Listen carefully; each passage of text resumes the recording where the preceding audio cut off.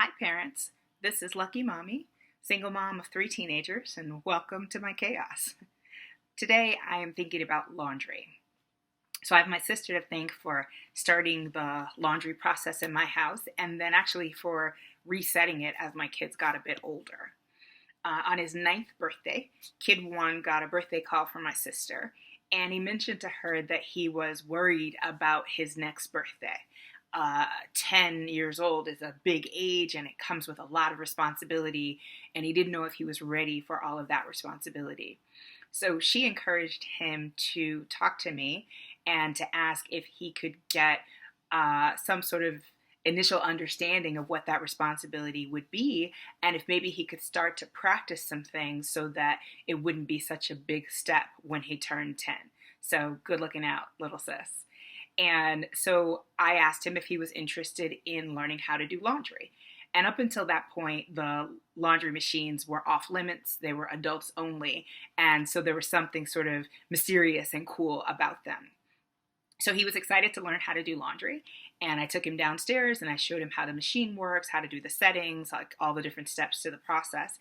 And then I took him upstairs and I handed him a basket of towels and said, okay, walk me through it. Show me how to do laundry. And so he led me downstairs and he got the settings right. And that was a big deal for him, right? He was excited that he remembered how to do the settings. And he put the load in and he washed his first load of towels, and he couldn't have been prouder. And his siblings were actually jealous because they didn't get to use the machines because they weren't big enough yet. And so he took over the towels for the house.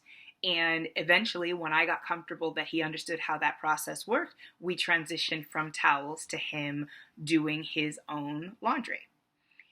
And over time, Kid 2 and Kid 3 joined in the laundry process. And it was great for me because then I was only responsible for washing my own clothes and I didn't have to wash the kid clothes anymore. So how do you get there? If your kids are, say, 2 to 5, you can start with a sorting game. And games are a good way to kind of get kids involved in chores, but to enjoy it, right? To have fun with it. So get 3 baskets, 1 white, 1 black, and 1 some bright color, red or blue or something like that.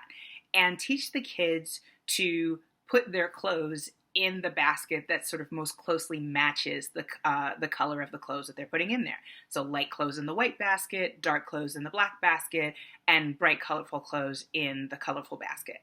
And that's all they have to do in the beginning, right? The early years is just learning how to put the clothes into the right basket so that they learn how the sorting process works. Then you start working on folding clothes.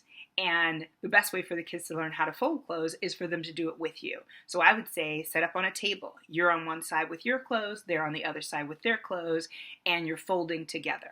And so they get practice and they learn how to fold their clothes. Now these are the 2 things that they can do before we're anywhere near actually using the machine. Now, when you're ready for them to actually start to use the machine, the first thing is learning the settings. And I think there's value in having the settings to be consistent. I've not had the experience of the red sock in the white load and turning everything pink, but I understand that it's very common. And so having the load set on a normal wash, cold water, I think reduces the likelihood that you're going to have that type of an experience, right? So teach them how to set up the settings and doing the cold water wash every time. It's better for the environment and it lowers the risk of, damaging your clothes. I also moved to pods instead of laundry detergent when the kids took over the laundry, and then recently moved to strips. So there's no measuring and there's no mess involved, right? They can grab a pod or grab a strip and throw it in with the wash and everything is clean, it's easy, and it's consistent. I think it's important to have a list. I love lists. You'll hear a lot about lists from me over time. And this list, I think, should include the sorting process, machine settings, put in the clothes, add the detergent, add any specialty products that you use. So once you get to the teenage years, baking soda is amazing for dealing with teenage hormone odors, and vinegar does wonders on pit stains, right?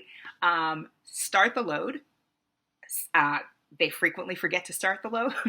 They'll start the timer and wander off and then come back and they never actually hit start on the load. So that's an important step on the list. Set a kitchen timer. So you have the reminder to let you know when it's done, right? And so I have a whole basket full of the Dollar Tree kitchen timers, and we use them for all kinds of things all over the house. And so I recommend, having one of those, and then they can take it with them to their room, and when it goes off, they know to come back. And then read a book or clean your room while you're waiting.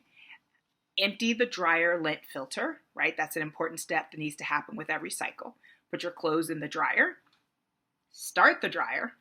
Add the softener sheets and dryer balls. That's important. And then start the dryer. And then put the next load into the wash. Fold the dry load and put those clothes away. And then go through the process all over again. And so having a list that walks them through all of the steps that they need to take to get the load done is going to be really important to making sure that they do it consistently every time. Now, I like to have the children to write their own lists because writing it helps to reinforce the process and make sure that they fully understand all the different steps that they need to take. I have, so one of the sort of controls that we have in our house is that we use laundry baskets for dirty clothes and we use bags for clean clothes. So those reusable shopping bags that you get from like Marshall's and TJ Maxx and places like that, that is the size of a laundry load. And so when you take the load out of the dryer, you put it into the bag. And that way, there's never a question of whether the load of clothes is clean or dirty. And I have no appetite for smelling clothes to determine whether they're clean or not. Like, kids reach a certain age and I just have no appetite for it, right? So if the clean clothes are always in the bag and the dirty clothes are always in the basket, then if you've got bags and baskets of clothes all over the house, you know which ones need to be folded and put away and which ones need to go to the laundry room to be washed. The first 5, 10, 20 times they use the machine, you probably want to follow them through the process. You want to have them talking you through it and telling you what's what. And this is why I say 9 or 10 is a good age to start, because at this age, they are less likely to get frustrated with you or overwhelmed by the repetition and by you kind of following them through the process, right? And you're sort of setting the tone for what a teaching process looks like. And I think they're young enough to still be comfortable with learning in that way. So you follow them through it, have them do it again, follow them through it. And then when you feel comfortable that they have it completely under control, then you can step out of the process and you're not involved anymore, which is a great day. Before Kid 1 took over doing the laundry and the machines, our process involved a lot of sorting. So I'd have everybody to bring their laundry to the living room on laundry day. We'd sort them, a bright pile, a light pile, and a dark pile. And then I would wash all of the clothes. And then load by load, I'd bring them into the living room and they'd have to sort them into their own bags. Now, this was a frustrating process because they were all about the same size. And so they were constantly battling over whose clothes were whose. So I started marking them.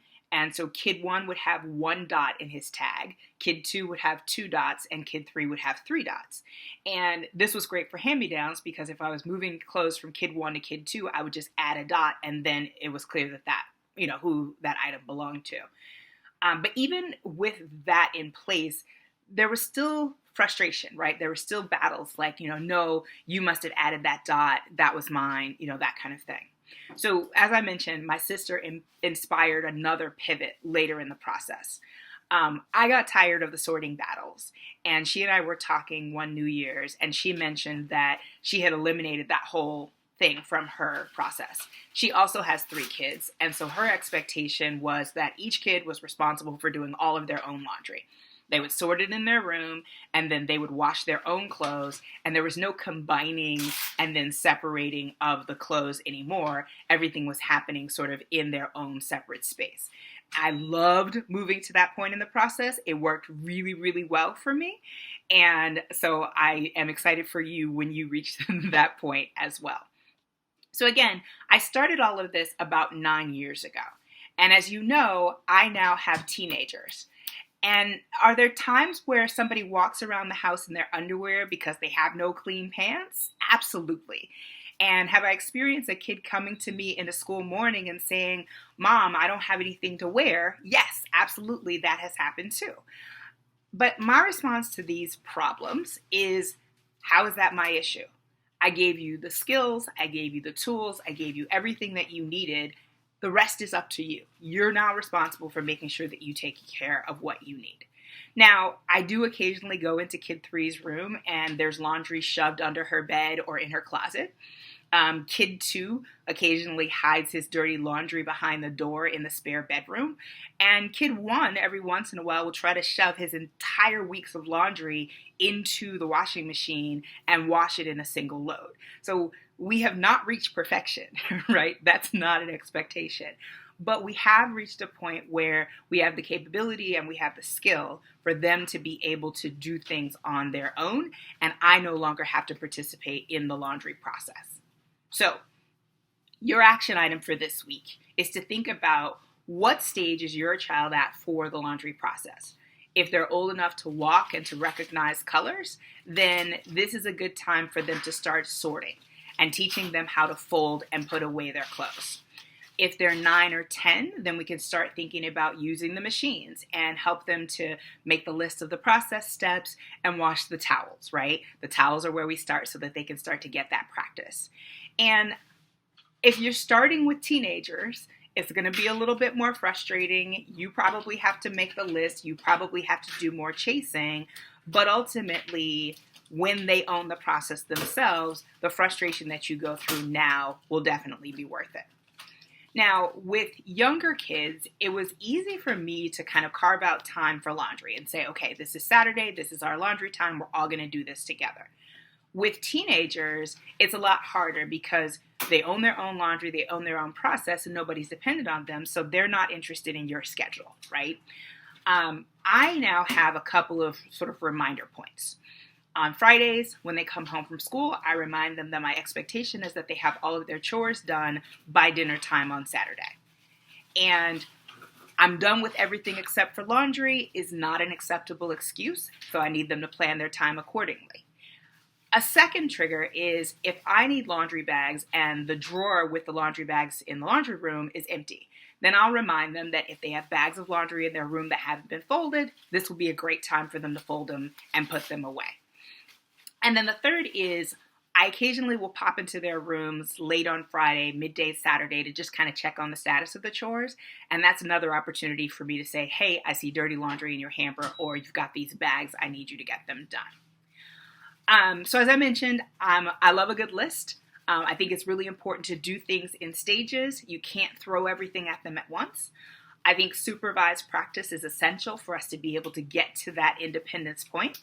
And then I think you land in a space where you have that ownership.